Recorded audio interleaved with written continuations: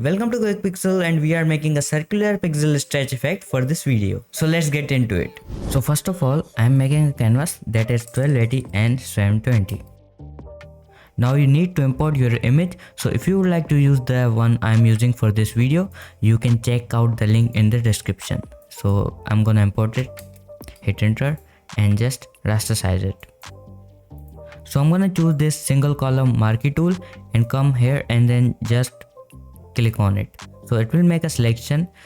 Press Ctrl J, that will make a copy of it. So just hit Ctrl T on your keyboard and just drag it like that. Drag here as well and select rectangular marquee tool and just remove this part. Hit delete and that will surely get removed. Now go to filter, distort and polar coordinates. Select rectangular to polar, hit OK.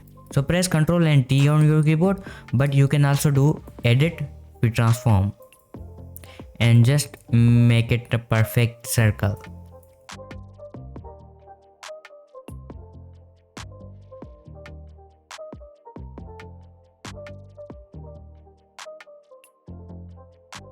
And place this layer below the character.